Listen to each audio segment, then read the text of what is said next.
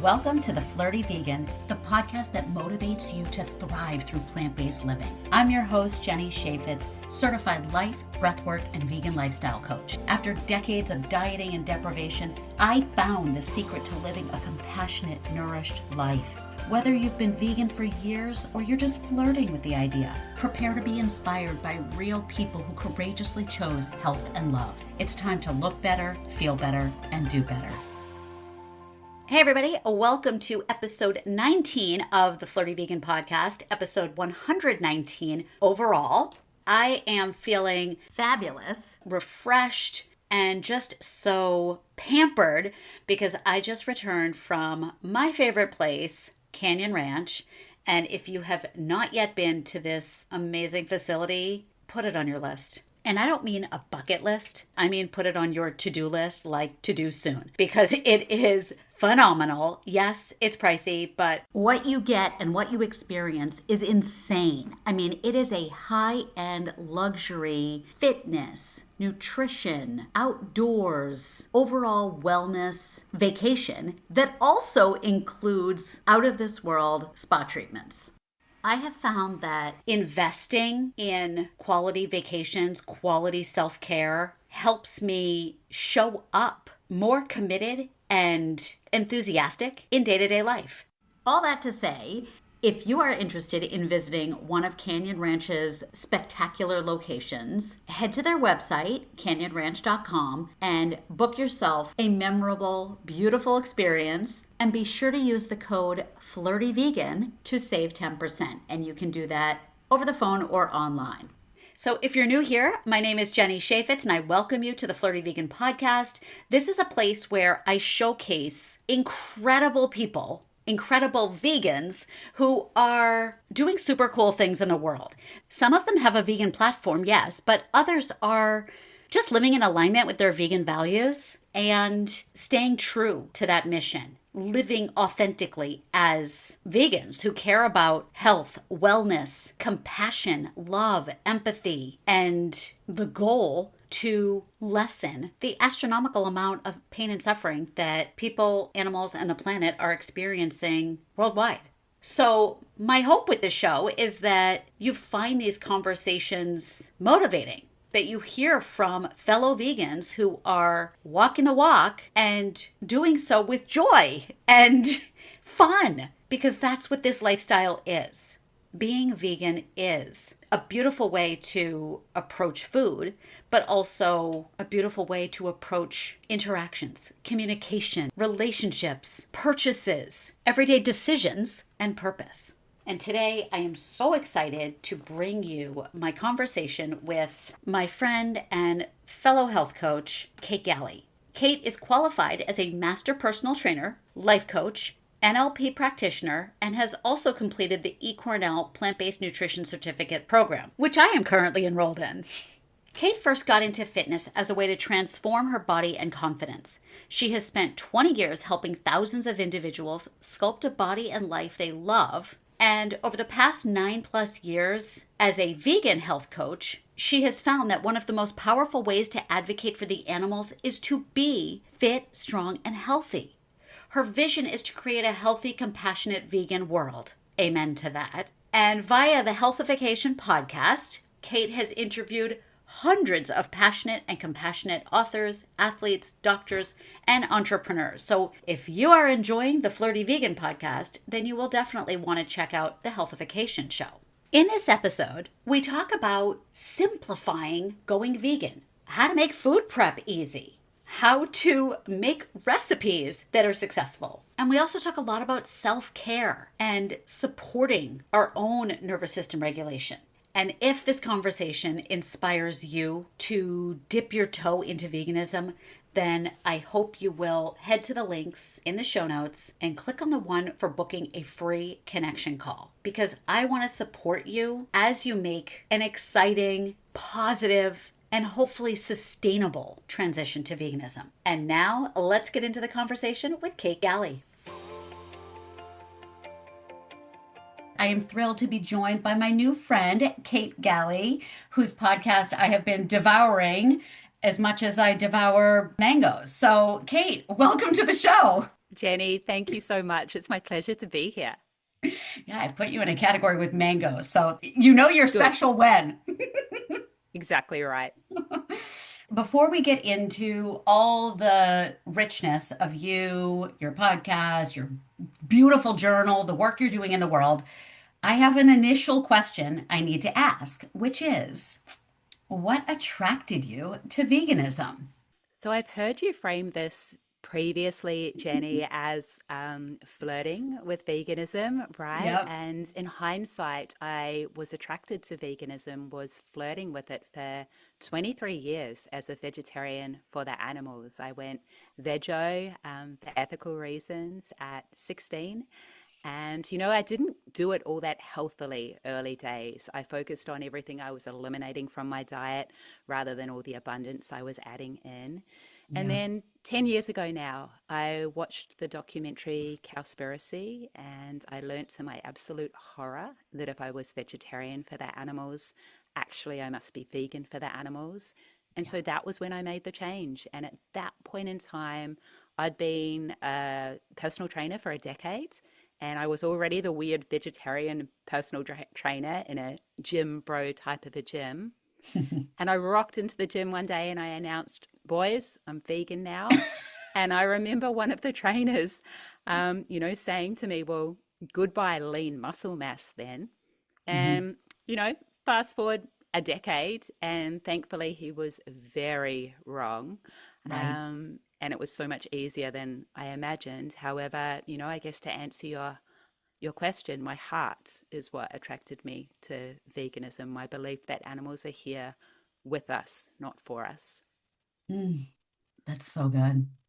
I'm just sitting with that for a minute. It's just such a beautiful sentiment. And I hope the listeners absorb that as much as I am.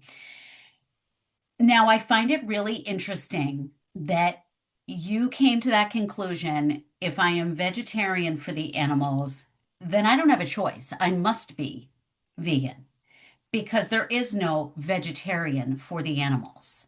Growing up, I didn't know the term vegan until I got to college. And even then, it was total tree hugging weirdos.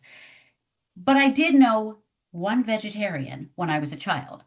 And I never asked questions. I never inquired as to why, but I guess I don't want to say subconsciously, but somewhere in me, I kind of thought it's because of animals. Like he must care about animals. That's why he's not eating chicken and beef.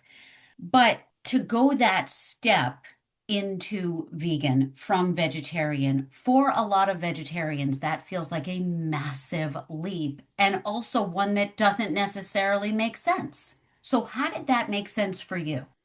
Do you know, it's a question I think about so much. You hinted at, was it there unconsciously, subconsciously? I look back at like vegetarian Kate of 23 years and I think, was there an instant where I turned away from horrific video footage or, did I have opportunities to learn what I now know and I turned away from them? And I genuinely can't think of any opportunities because it does just feel like to me, the first time I saw it, Cowspiracy, I was Hmm. like, I've been lied to. We've been lied to. As you so well noted, I felt like I had no choice, right? I had Yeah. some fear. I was like, all right, so I'm a personal trainer. I've got a fit, strong, confident body that I'm proud of and is aligned with my career. And maybe I'm going to, heaven forbid, gain a little fat or lose a bit, little muscle and strength and food joy. However, I had this belief that like it's about more than my vanity. I'm in it for the animals. And to speak to the vegans listening or the flirting with veganism people listening, I had hesitations about how hard it might be as well before I started, right? Like I think everyone thinks, oh, this is going to be so hard. It's going to be Hmm. such a sacrifice. And to be completely transparent, I probably made it harder than it needed to be early days as well. Because, Jenny, I had a point to prove. These other personal trainers were waiting for me to fail. And I knew that the way I did the lifestyle would reflect on the lifestyle for all my clients watching as well, right? So if I failed at it, it would make the lifestyle look bad, and that wasn't an effective way to advocate for the animals. So I got super diligent and strategic with the way that I needed to eat and made it way too hard and not nearly as delicious as it is these days. Um, I don't even know if I've really answered the question because for me it was easy. I'm veggie for the animals. Now I'm vegan for the animals. Yeah. It's so hard to get people to understand that divide between vegetarian and vegan. If it's ethical, like it was for you, then it just is common sense for you and I was having a conversation with someone I just met a couple weeks ago, and she told me I didn't even know she was vegetarian. She told me during our conversation, and I said, could I say something? Could I cross over this line for a moment? And said, if you are vegetarian for the animals, which you told me your favorite animal is the cow, and you grew up with all these stuffed animals, and you love them, and okay, then are you aware of what the dairy industry is? And by consuming dairy, there's not a whole lot of difference. I mean, it's flesh versus secretion. It's animal exploitation, no matter how you want to frame it, or which angle you take that photo from. It's still exploiting using animals in an abusive way. And of course, the response was, but I love cheese. Cheese, ice cream. Yeah. Yeah. Yeah. And I said, there's great substitutes. There's so many alternative products on the market now, blah, blah, blah. But it was really hard to get that point across that it is just a very destructive industry.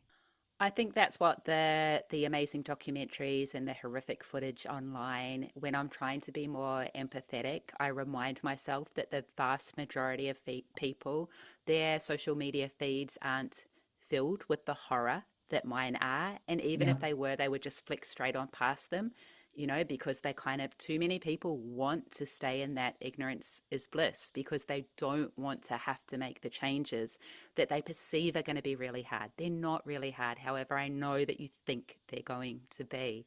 And I think as a vegetarian, it's really easy to go, a lamb leg came from a lamb, right? That's pretty clear. It's also easy to say, this cheese that I love, that's just something that the cow gave me. If you haven't seen the babies being dragged from their mothers and the mothers being forcibly impregnated and the downer cows, if you haven't seen all of that, you're probably not going to imagine it because it's just a horrific place to go. We do things that are worse than I could possibly even imagine to animals. And my mind didn't go there as a vegetarian. So I have to have empathy that other people's minds aren't going there either. It's such a hard thing to grasp because I know you spend a lot of time talking about compassion and the importance of expressing compassion toward people wherever they are on their journey. And also knowing that we weren't born vegan, we had to get here. I don't know what it's going to take to get the vegan movement empowered. What will get lay people knowing if they're not going to search out a documentary on their own, they're not going to fill their social media feed like we have. If it shows up during a game show or during the nightly news, then there you have it. They'll see it. I think we have to explore many avenues, and I think the horrific images of animal suffering and exploitation are super effective for the vegans, such as myself, who black or white went vegan overnight. I don't think it's the most effective way for the vast majority of people. And in my huge goal for a compassionate, healthy vegan world, I'm happy with however anyone gets there. If Mhm. they dip a toe in the water because of health or because of the environment or climate change or saving money, Jenny, I Yeah. think that is a really big opportunity right now. If we focus on how much cheaper it is to feed our families with like lentils and rice and potatoes rather than animal flesh, we lead with deliciousness, right? Yeah. And love and Yeah. joy and health. And for most people, I don't think we lead with those horrific that footage because Yeah. they'd probably have changed already if that was the thing that was going to do it. Yeah. Okay. I'll move on from that. I know. I don't know why I keep beating that drum. It's not happening. But speaking of affordability, it's really funny. Someone started a conversation with me in the supermarket the other day. We just crossed carts and had a spiritual connection. I don't know. She decided to strike up a conversation with me. She was sharing her health journey with me and the complications she's facing. And so I was sharing about my choices versus hers or versus what's available everywhere you look. And she commented on my cart that was full of produce. And I had just a couple of packaged things like organic oats, organic canned pumpkin, and plant milk. And she said something about the cost of my girl. Oh, that must be, you got that organic head of cauliflower. And, the organic stuff is so expensive. And I said, okay, well, first off, you don't have to buy organic. I'm choosing to. And I've interviewed people who have said you're far better off getting the non organic carrot than the carton of eggs. Yeah. So, organic, non organic, but I do try to, when available, and, with the privilege that I have, buy organic. But I said, I got to be honest with you. This block of tofu in my cart, yes, I got the organic one. You don't have to. But this organic block of tofu is $2.50. Yeah. A package of meat. Now, I was buying the higher quality meat before I went vegan. I thought to myself, I have to get the grass fed, pasture happy, pretty package Humane beef washing. or, yep. Oh, totally. Yes. I've done episodes on that. Either the beef or the bison. And those packages were 8, 9, $10. Yeah. So I've got a package of tofu. Let's call it the same amount of servings, about 4 servings per package, 3 to 4 servings. So, and you don't have to get the organic tofu. You can get the one that's $1.50 that's Yeah. regular. So for $1.50, you're getting 3 or 4 meals. When I said that to her, I said, this is what you're not learning in school. This is not on the front cover of Time magazine or the New York Times. This is what someone like me has to tell someone like you. We're conditioned to think vegan is expensive and vegan is gross. I think the hard thing is you've got to meet people where they're at. And I need to remind myself that, like, they're not little Kate. They're not Kate of like 30 years ago who would respond to what I would respond to. I have to be a bit smarter and wiser and more patient and take the time to uncover what's most important to them and then direct the conversation towards the things that they care about, whether it's that fit, strong, healthy body or the energy or the weight loss or whatever it is. That's where we want to start, not the truth bombs and such. So, with all those things, with fit, healthy body, weight loss, energy, better sleep, dealing with perimenopause symptoms, with all those things, how have you learned or what have you discovered to be effective when talking to someone about those issues? And does it help them transition to plant-based? I think it's a huge advantage, right? From my own personal experience, I was really happy with where I was as a vegetarian. So because I was pretty whole food as the veggie, I just ate way too many eggs and specifically egg whites, and it breaks Mm. my heart to think of it these days. So I was pretty happy, however, cleaning up my food plant based as I was hitting my 40s, which was the age when, mind you, every older female client had said, in my 20s, they were like, you're doing great now, but wait till your 30s. And in my 30s, they were like, you're doing great now, but wait till your 40s. And now I'm like 49, and they've stopped Yeah, saying it actually because good. 100%. Clearly, they're So saying it to the wrong person. exactly right.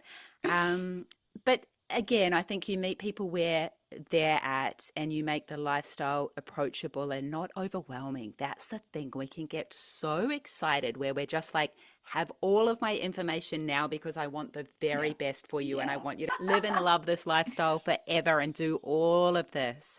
The Yeah. tough thing I've learned is just step by step, one bit at a time. What is the low hanging fruit, so to speak, so far as transforming one meal at a time, the ideal morning routine, the ideal sleep routine, whatever it may be, one at a time to help them make this lifestyle transition. What have you found from your clients to be those low-hanging fruits, those first few steps that they look at and say, okay, that's manageable. I can do that. It depends where they're coming from, but time is a really big one. So I always go to, for most people, unless they have like this reaction to it, I always go to food prep. And early days, I used to be obsessed with meal prep as a trainer. I'd prep every perfect little meal and I'd eat the same thing 5 days a week. And that was tedious and boring and not nearly as delicious as it is now. So these days, for most people, I recommend more prepping components that are interchangeable. And I focus on the 4 pillars of food prep. And so we've got like a very versatile fibrous veg, we've got a plant protein, we've got a sauce or dairy free cheese, and we've got a starchy veg or grain.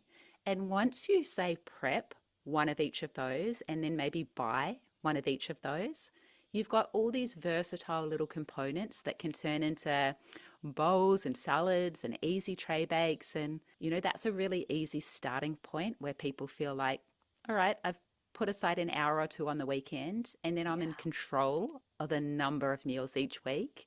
We want easy wins early days, right? To feel like Yeah. I'm making progress and it's not at the cost of everything else that is important to me in my life. Yeah. Yeah, something that I recently started saying to people that seems to be landing well is the idea that, and I think our friend Gary Yourofsky, I think he's been known to say this as well. Not every meal needs to be that, oh my God, drop everything and run to social media to post it and tell everyone. It doesn't Yeah. have to be earth-shattering.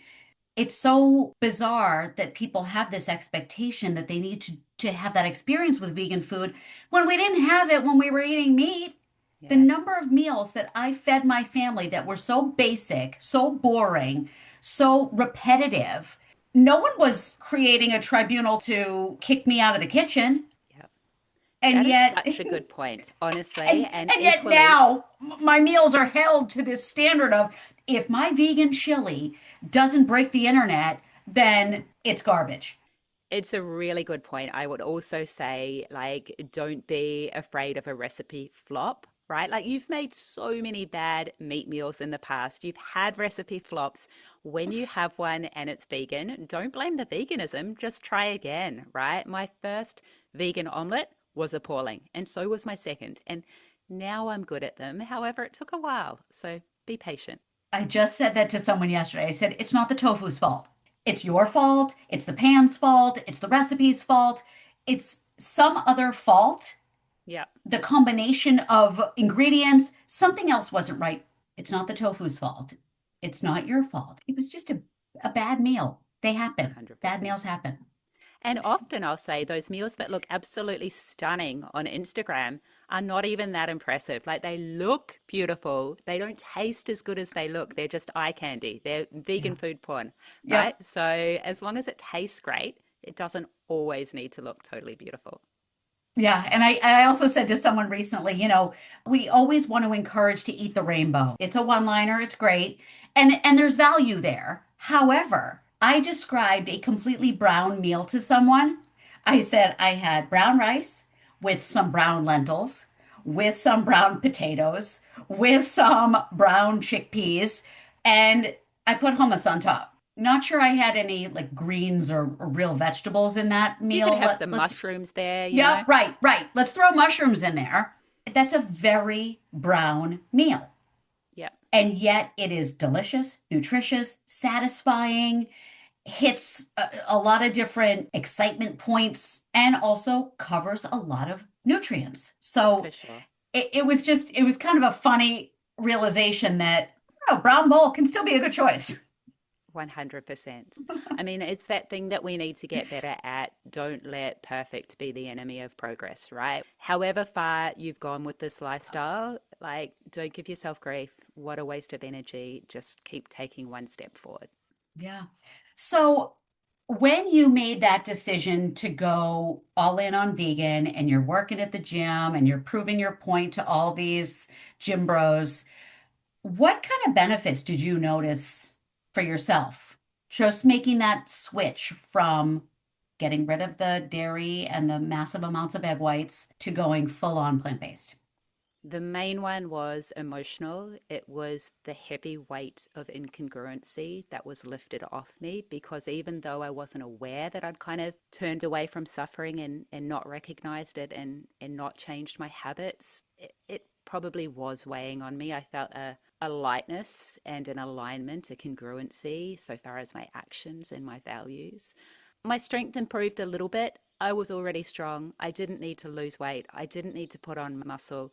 So there really wasn't any health benefits that I was looking to achieve. My goal was to maintain where I was at, and I did. And then I was happy moving into my 40s if I'd believed the myth that it gets harder to stay lean as we go into our 40s. It felt the same to stay lean. So that was the extent of it, really, just the emotional lightness and the feeling of congruency. That was the main benefit for sure. And that's massive. For sure.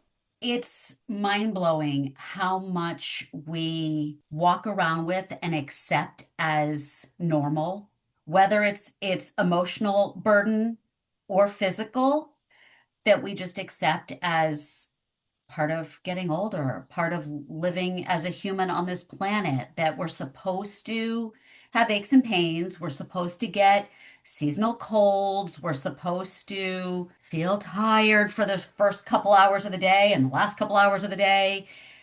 All of those things. And then also just we're supposed to feel grouchy, crabby, short tempered. And I found a lot of that to lessen, if not completely disappear, when I went overnight vegan. Your awakening from cowspiracy, I got from a nature documentary, and it was that, oh crap, well, I guess I'm going vegan. Like, and so Yeah. yeah, that was my story. But it is interesting how you don't realize this invisible heaviness of life when it's consistent day in and day out. It's your norm, and if you don't remove it, you don't even know it's there. Absolutely. And I will say I experienced probably two sides of this emotion. I had like the calm and clarity and congruency so far as my beliefs and actions. And that was amazing.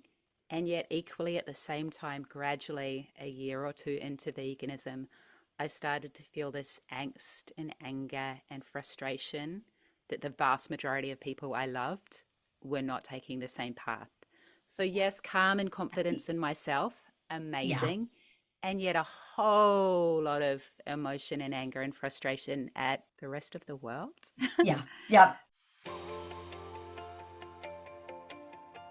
You know those people, they serve you something really delicious and then you ask them for the recipe and they get all secretive and dismissive because you know they don't want to share it? Well, I'm not one of those people.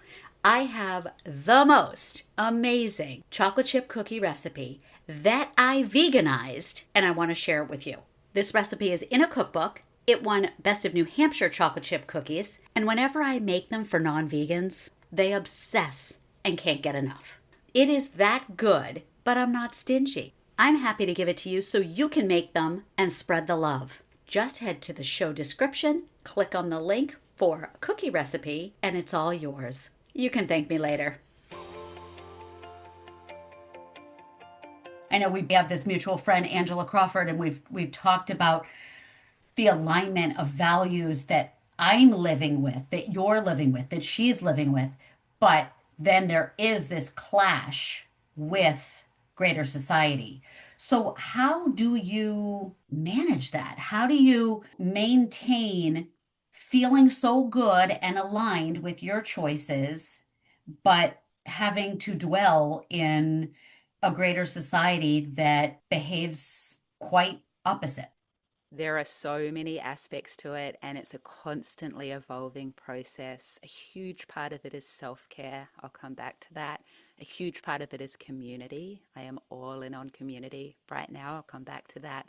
But initially, early days, when I made a conscious decision to stop being an angry vegan, it was actually the toughest time in my life when my mother had just died suddenly. And I was so overcome with grief and emotion that I literally did not have the energy for all the hate and frustration that I was putting out into the world.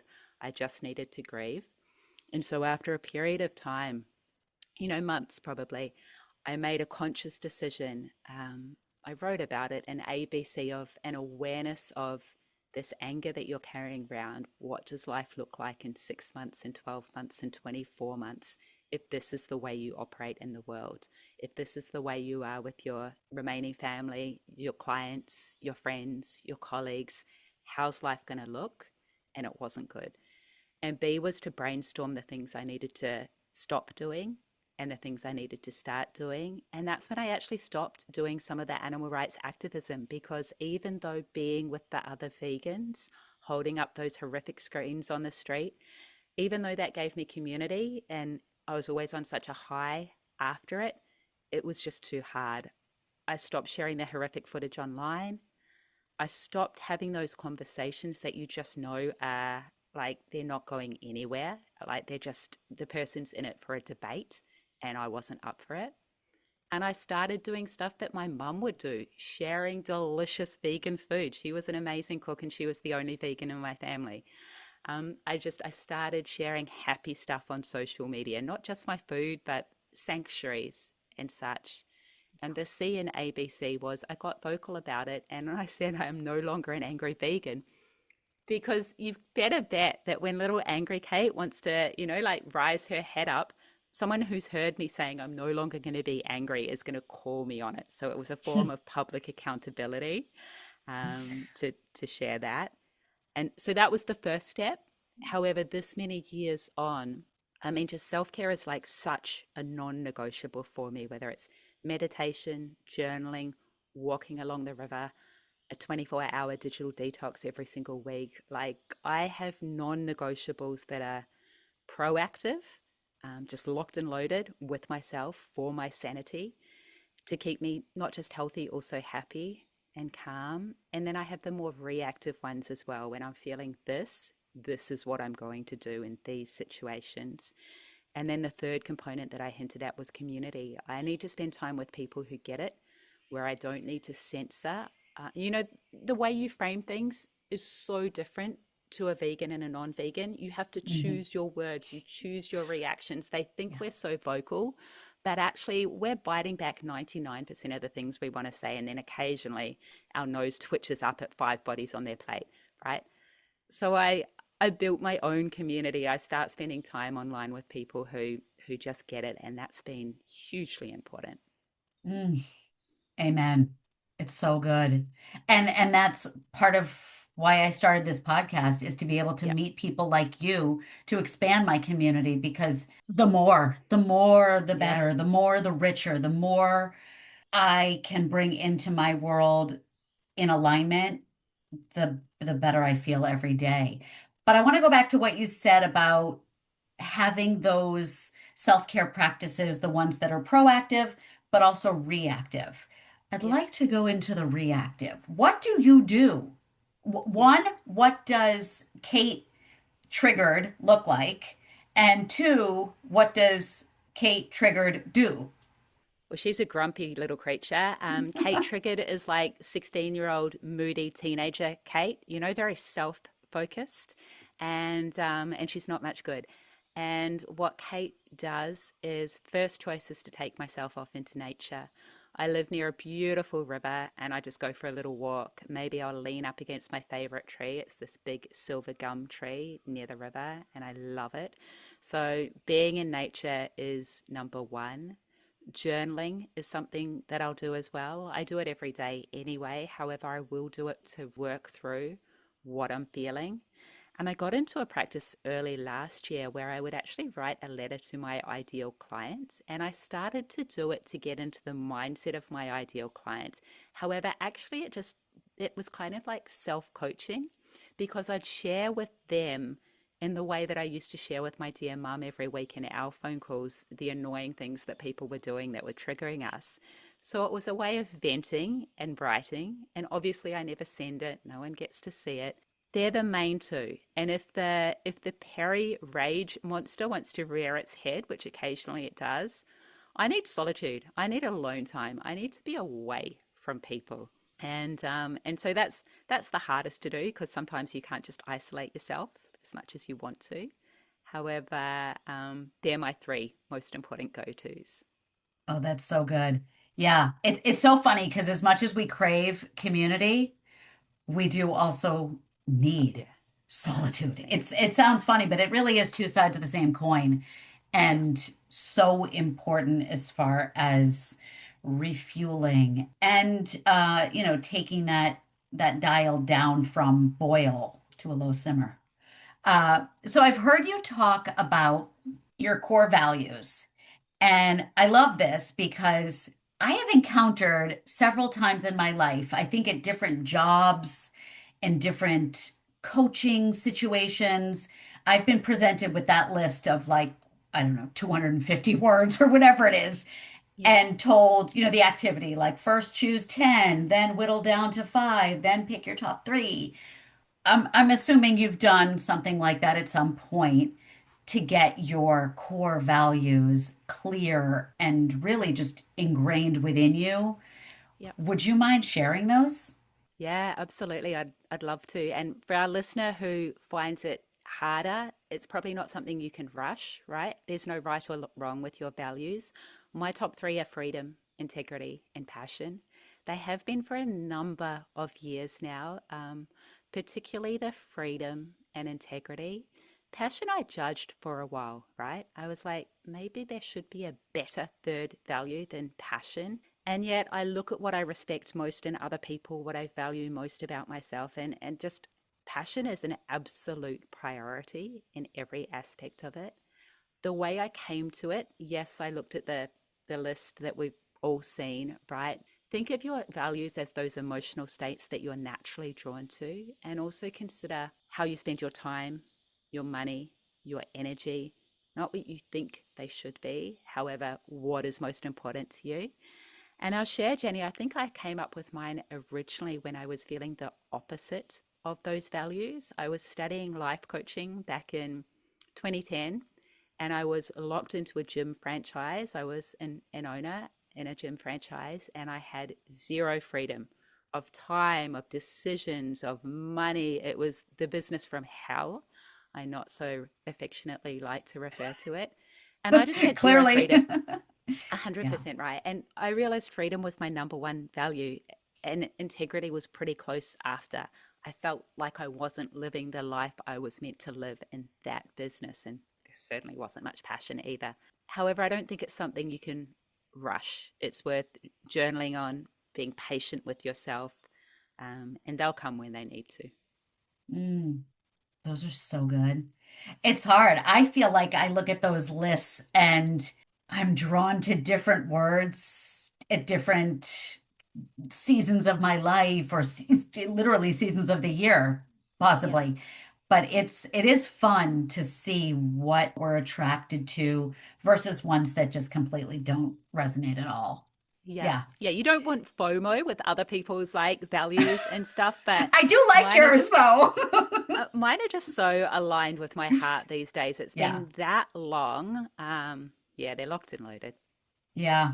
Now, with respect to integrity, that's one that I am so curious about because at least how I define or how it lands for me on my system, I so appreciate that you are loving, compassionate, understanding, forgiving toward the meat eaters in the world.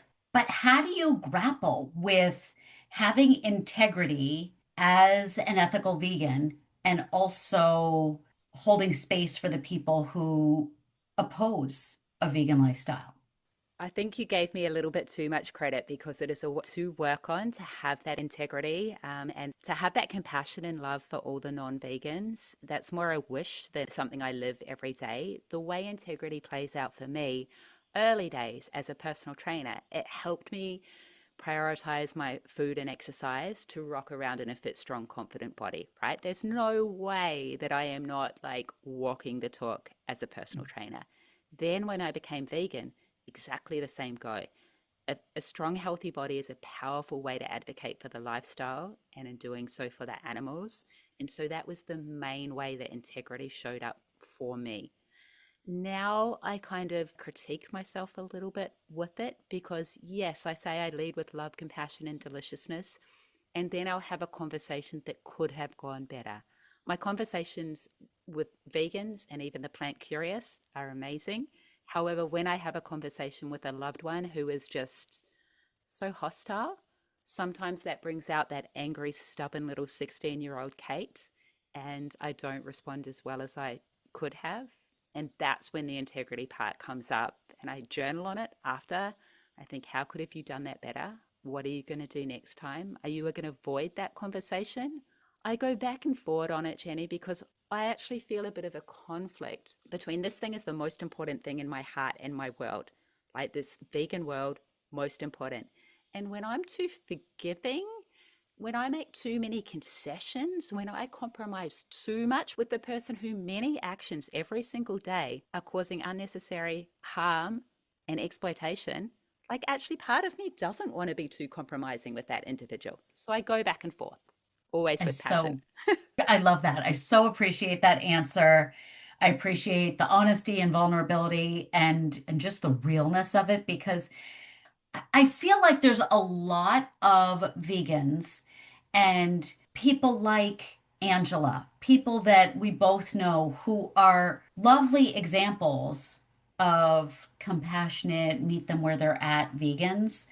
But there's a lot of us out here listening, on the receiving end of that who say, I'm not there. I want to be, but I'm as a coach, I don't want to be a fraud. I really do want to meet people where they're at because most of them are not at the point of being vegans. So I have to meet them where they're at in almost a literal sense, but from an emotional, spiritual sense, it is also difficult to say to someone, well, make plants the majority of your life. And if you want to have burgers or pizza once a week, do that too. It's hard to say that with conviction. I think I've had a shift in this recently. Where I find it hard to empathize is where the individual, their heart and mind aren't open at all. If you're coming to me as a client and you're plant curious, your heart and mind are open, and you slip up from time to time and you find it tough, I do have huge empathy for you because you are the minority. Most people, their heart and mind isn't even open. And so I am so grateful for any level of vegan. Yes, my standards for myself are really high and my goals for the world are really high. However, if you're at least open to it, like go you, you are the absolute minority in the world. And so like let's just welcome these people on board. Well said. I love that. Wow. Okay. So, geez, we've covered a lot of topics, but I do want to give you some space to talk about your beautiful project. And I feel like there might be artwork behind you that There's actually the book. I've got mine nice. right. Yeah. Oh, so Kate is the proud author, creator of a journal that is just spectacularly attractive and effective. So tell us more about it.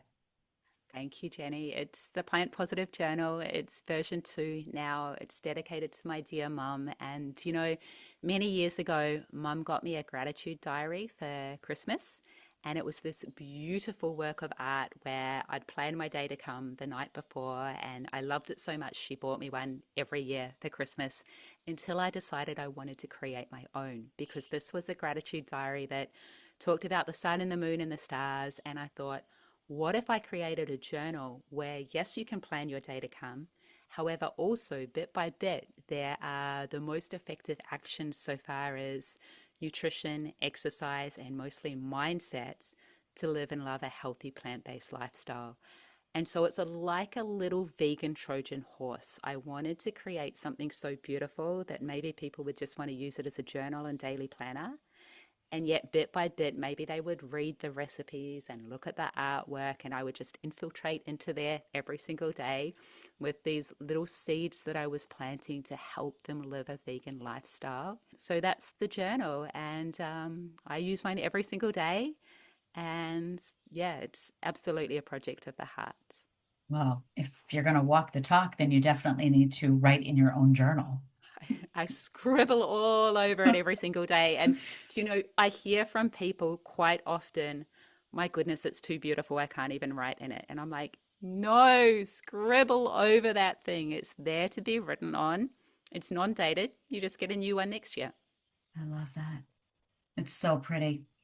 I can't wait to get one for myself. So we'll have to Amazing. discuss the shipping and all that because it's fabulous. I want to give one to everyone I know to, like you said, just plant the seeds or 100%. use it to write your thoughts or plan your day, like you said, and then maybe, glance over at that image, Try that a recipe. quote.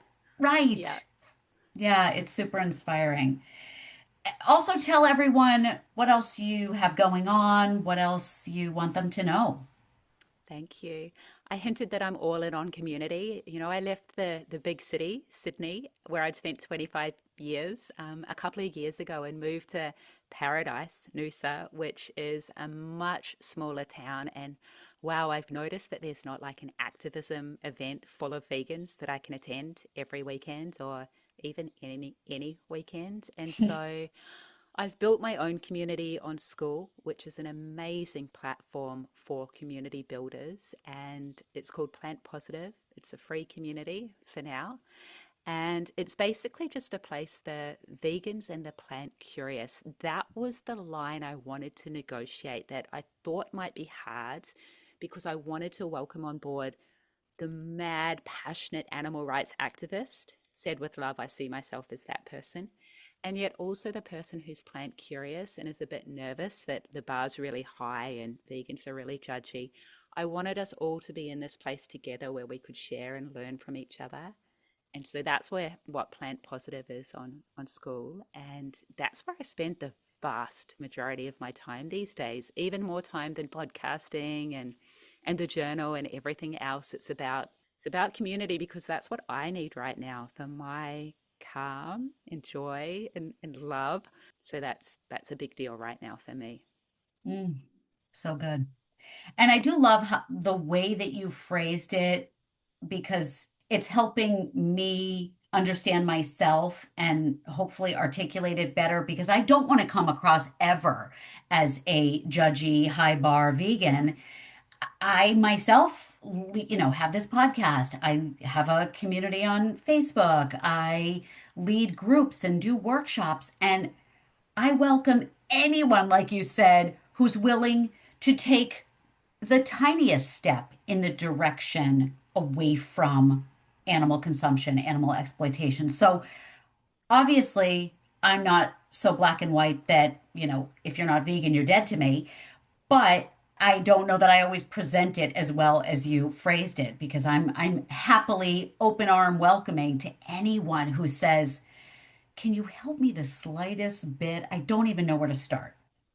Yeah. I mean, it takes practice, right? And the filter I always return to is what's most effective. And shouty, judgy, want to shake you, Kate, is not effective and it's not fun. And we can have really high standards for ourselves, and then we can lower the bar and have realistic expectations for everyone else, particularly our loved ones. And so that's my approach. So how often does shouty, judgmental 16-year-old version of Kate show up in your journal? She shows up quite regularly. I don't even know daily. It depends on where I'm at, right? I'm going through a pretty angry phase right now as we speak. I don't know whether it's hormonal or what. However, professional Kate puts her little hat on. She's very used to that. And so as you so rightly shared, the journal gets the worst of it, right? Like no judgment in the journal. I can Of write course. whatever I want. Let's let that all out. And I think, as I said, it's like self coaching. It's so much cheaper than having another sort of a coach, right? Like journaling But we has to still be want about, people to hire us. So let's be clear. There's still value in we a do coach. indeed. You need it all. The way the world is right now, you need it all. Like Yeah. I need it Yeah. all. But Right. writing it out really does help. I think journaling was my most impactful habit of 2024 for calm and clarity and just joy. You can do a minute a day or an hour a day. Anything works. One of the things I love about this show, and this is going back even before it was vegan focused, is when guests would sprinkle in ideas of self-care or practices that they include daily to regulate their nervous system and bring about feelings that they desire. And so I love that people can listen to this show and hear different ideas from different guests. And now that the guests are male and female, they're getting all kinds of Yeah. suggestions. So it's not just the, well, you need to get up and meditate. There's so many other options if that's not your jam. Maybe it is journaling, maybe it is going and sitting by that silver gum tree. Maybe it is looking out the window and just noticing the blue sky. There are so many ideas that people bring up in these conversations that are just so helpful and supportive. 100% and zero pressure. Take something for a spin. If it works for you, amazing, keep it. If it doesn't, let it go. You tried. You know, now you Yeah. know what everyone else has been banging on about for years and it wasn't a fit for you. Maybe it is in the future. Just remove the pressure and maybe lower the bar a little bit. Start with 5 minutes of whatever it is. Nothing to lose. So before I get to my final question, is there anything else you do to settle yourself or just bring about joy and happiness that you haven't mentioned already? Maybe something that you do, whether it's daily or every once in a while, that lifts you. My go-to journaling method because it's really short and I call it the state identity free method. And it's the way I started when I was like just in this frenzy of overwhelm for the first half of 2024. And I would write the two states that I was seeking. I was seeking calm and clarity. So at the top of the page, I would write calm and clarity. Maybe it's abundance, love, whatever it is for you. Identity is your identity belief statement aligned with the person you're looking to become in the world. So, early days personal trainer, when I was wanting to be my fittest before it became naturally, mine was I am a person who prioritizes the food and exercise that lets me create and keep a fit, strong, healthy, confident body. Whatever follows I am is an identity belief, and you will defend these. So it is super important to make sure that these are aligned with the person you want to be in the world. So an I am statement, free is just free writing for as long as I want, zero judgment, might be 1 minute, might be 1 hour. So that's the state identity free method. And I still do that nearly every single day. That's so good. I It's love simple, that. right? It can take a Yeah. minute. Yeah. Yeah. And that's what so many people need to hear. It takes a minute. Yeah. It takes a minute. It's like whether we're talking about our skincare routine or Yeah. food prep, it takes a minute. That's it. It's doable. Yeah. Right? God love her. My closest vegan friend has a morning routine in the area of 3 hours. Oh, no. And that's why I told you she wakes up while it's still nighttime for most people Yeah. to start her morning routine. It's not even morning. It's still nighttime when she starts her morning routine. Yeah. It Yeah. ends in the morning. And and that I look at and say, good for you. I can't wrap my brain around that. But 1 minute of journaling, that Doable. I can get on that train. Everyone can do that. Absolutely. Oh gosh. All right. Well, that brings me to my final question, Kate, which is, will you please share with this audience some of your favorite foods? Oh, I love this. I love a big plate full of a variety of like textures and tastes. And there's always going to be some sort of a homemade vegan burger or ball. At the moment, they've got like chickpeas, black beans, sweet potato, and a whole lot of other umami goodness. There's going to be some sort of a crispy potato or sweet potato. There's going to be some other cruciferous love like Brussels or collie or broccoli. And there's going to be a big, fresh, abundant salad with a creamy dressing, like a silken tofu green goddess or an oil free hummus or a tofu ricotta. And I just love it. I'm into volume, right? Like volume, texture, taste, all of that. More of a savory girl, but that's pretty much one of my perfect meals. That sounds so good. And now I'm going to be feverishly searching Pinterest for the best vegan crispy potatoes and the best vegan black bean sweet potato burger. And I need to replicate that. Yeah. And when you food prep, which I do every single weekend, that meal comes together with like 5 minutes of effort and then the cooking time, right? Right. And so it's easy at the end of the day when my discipline tank is empty. I love how you said that, discipline tank.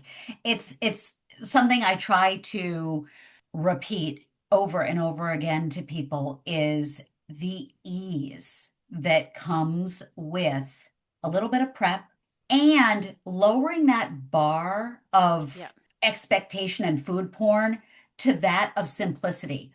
I'm a big fan of glass containers.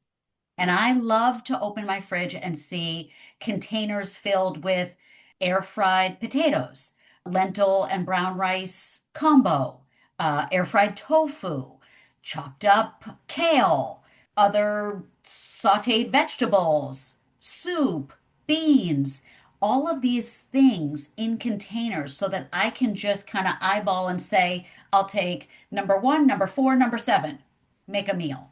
It's that 1 minute of decision making in a world that is overcome with decision fatigue. Yeah. Great point. Yeah, it's such a nice way of living, isn't it?